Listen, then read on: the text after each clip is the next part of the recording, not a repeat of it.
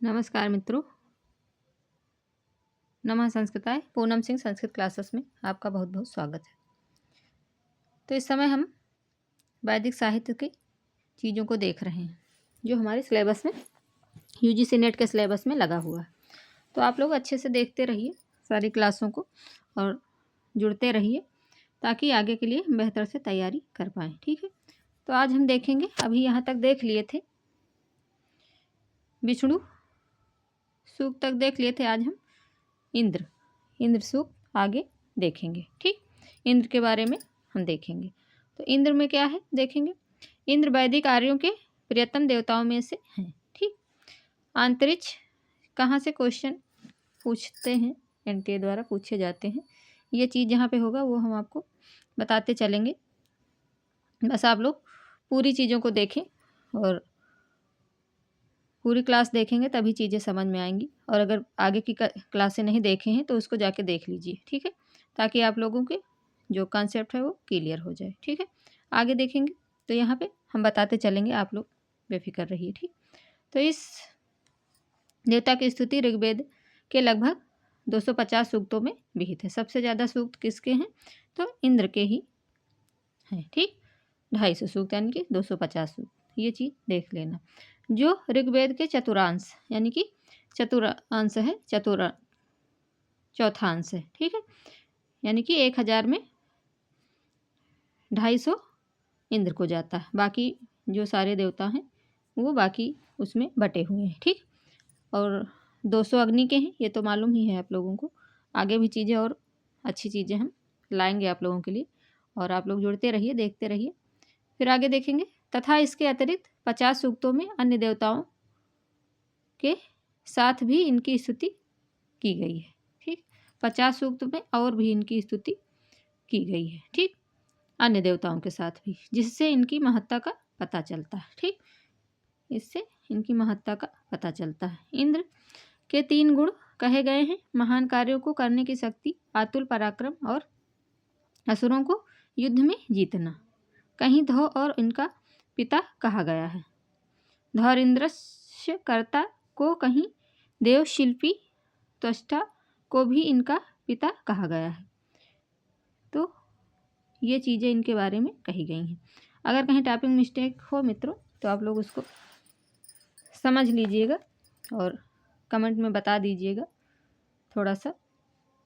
ठीक है, तो आगे देखेंगे। आगे है तो आगे है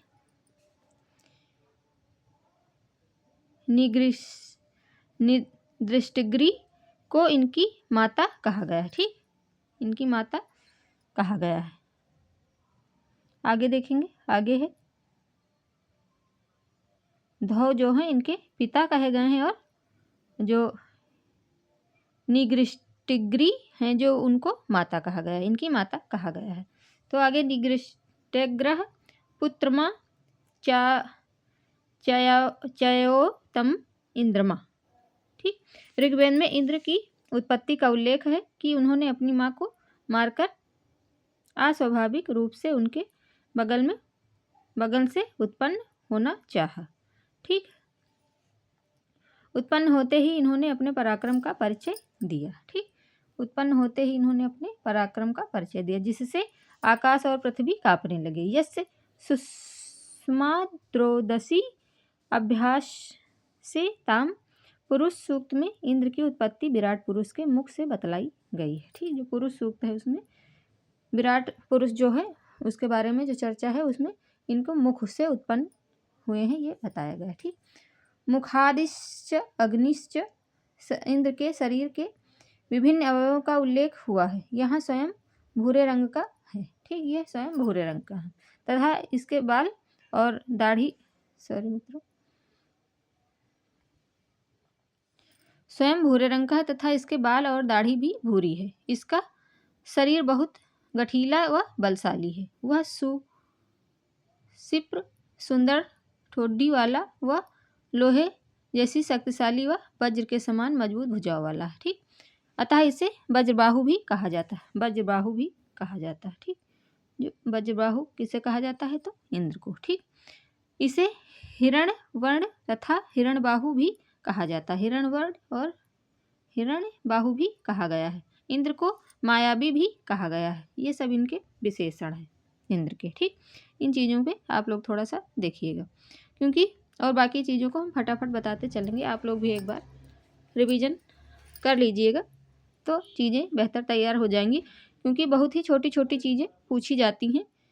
नेट का सिलेबस जो है बहुत ही बड़ा है और हाई लेवल का है भी, तो इसलिए बड़ा है और छोटी छोटी चीज़ों को पूछा जाता है। इसलिए हम छोटी छोटी चीज़ों को ध्यान में रखते आगे की चीज़ों को तैयार करते चलेंगे, ताकि पेपर में जून वाला जो पेपर है उसके लिए बेहतर तैयारी हो सके। ठीक है, आगे देखेंगे। इच्छानुसार रूप धारण कर सकते हैं। इंद्र का रथ 2 हरे रंग के घोड़ों द्वारा खींचा जाता है। ठीक, परंतु कभी कभी यह संख्या 1000 या 1100 तक पहुंच जाती है। यह रथ स्वर्णिम है तथा मन की गति से चलता है। ठीक, मन की गति से चलता है। ठीक, जहाँ सोचा वहाँ पहुँच गए। ठीक, वज्र इंद्र का विलक्षण अस्त्र है जो देवशिल्पी त्वष्टा द्वारा बनाया गया है। यह वज्र, उम्मीद करते हैं मित्रों कि आप लोग बढ़िया से देखेंगे, क्योंकि जल्दी जल्दी इसीलिए करवा रहे हैं कि जो चीज़ें इंपॉर्टेंट हैं उसको आप लोग ध्यान में रखें, बाकी चीज़ें फटाफट कर लें, क्योंकि बहुत सारी चीज़ों को आगे अभी हमें देखना है, सिर्फ एक ही चीज़ नहीं है। और टारगेट बना के आप लोग चलिए कि कितनी चीज़ों को कितने समय में हमें क्लियर कर लेना है। ठीक, तभी आगे की बेहतर तैयारी हो पाएगी। ठीक है, छोटा मोटा सिलेबस होता तो हो जाता महीने 2 महीने में, लेकिन बहुत बड़ा सिलेबस है। काफ़ी चीज़ें आप लोग तैयार भी कर रखे होंगे और काफ़ी चीज़ें अगर जो छूट रही हैं उनको आप लोग बढ़िया से देखते रहिए, तो आगे की चीज़ें होती रहेंगी। ठीक है, तो आगे देखेंगे। यह शतपर्व 100 जोड़ों वाला तथा सहस्त्र पृष्ठि सहस्त्र नोकों वाला वेद में वज्र का इंद्र के साथ इतना घनिष्ठ संबंध बताया गया है। ठीक, कि वज्र शब्द से बने हुए विशेषण इंद्र के लिए प्रयुक्त होते हैं, जैसे वज्रहस्त, वज्रबाहु, वज्रभृत, वज्जिन इत्यादि। ठीक, ये सब विशेषण किसके हैं?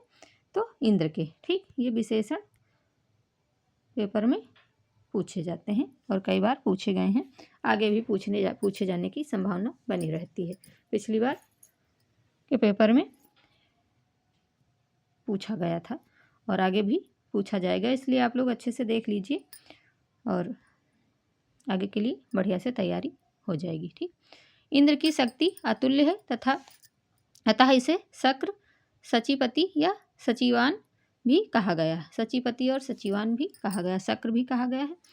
तो ये चीज़ें आप लोग चाहें तो थोड़ा थोड़ा नोट भी कर लें और चाहे तो 1-2 बार देख लीजिए तो चीज़ें याद रह जाएंगी। ठीक, कड़ों क्रियाओं से युक्त होने के कारण इसे सत्क्रतु तथा समृद्ध होने के कारण मघवन या पशुपति भी कहा गया। ठीक, जैसे मघवन है, पशुपति है, तो अगर आ जाए तो अगर एक बार देखे रहेंगे आप लोग तो वहाँ पे पकड़ ले जाएंगे। ठीक है, पशुपति भी कहा गया। ठीक, आगे देखेंगे। आगे है इंद्र का,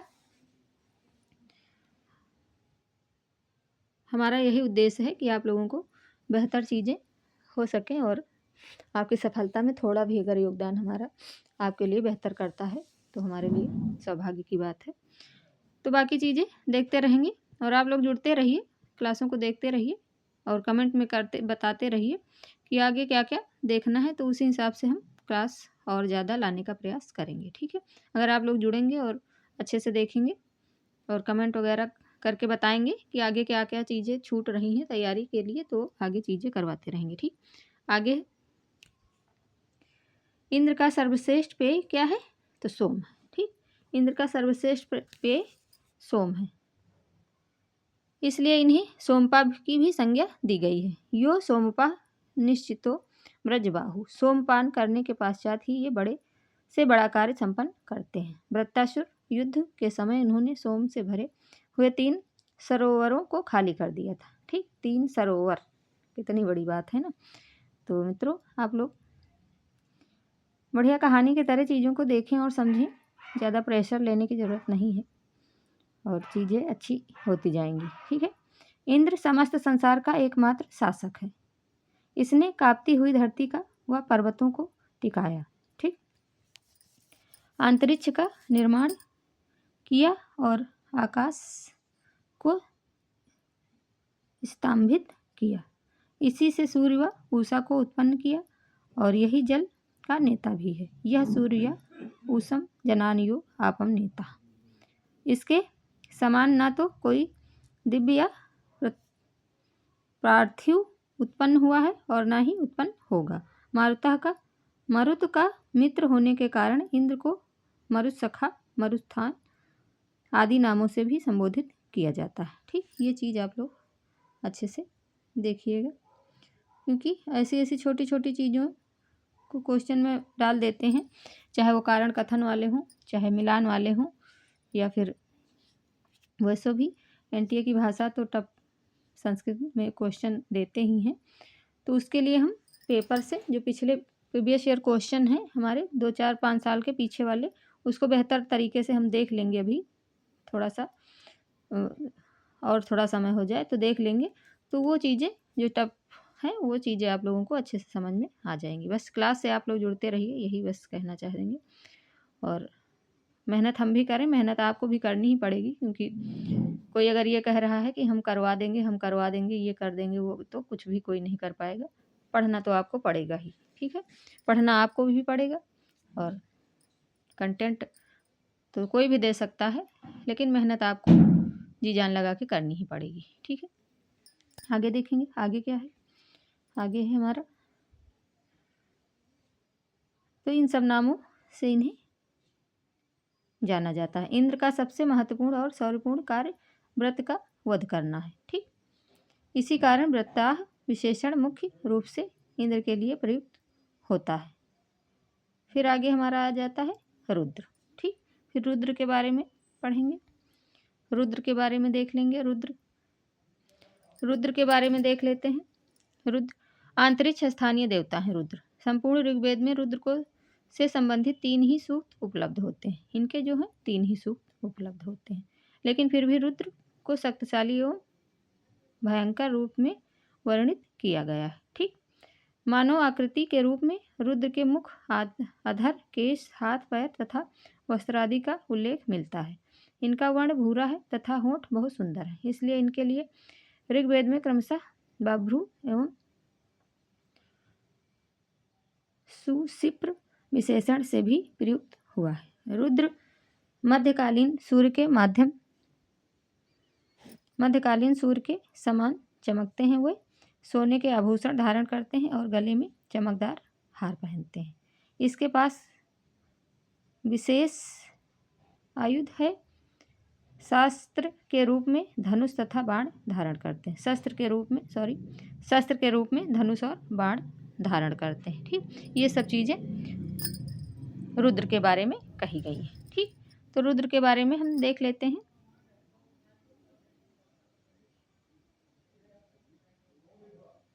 आगे है,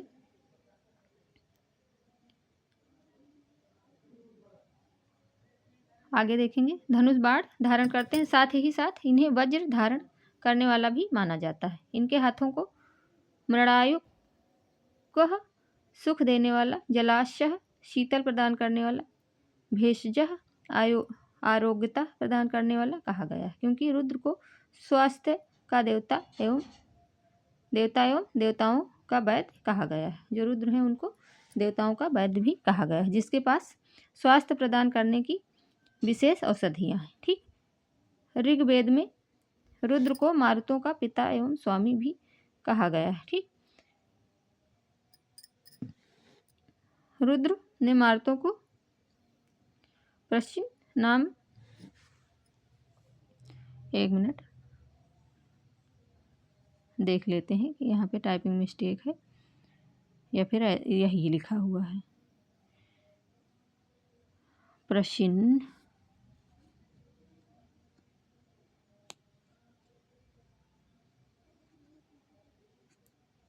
हाँ, प्रश्न नाम की, ठीक है, प्रश्न नाम की गौओं के थनों से उत्पन्न किया गया था। जगत का विनाश करने में यह रुद्र सूकर के तुल्य है। यह लाल रंग का स्वर्ण सूकर है और इसको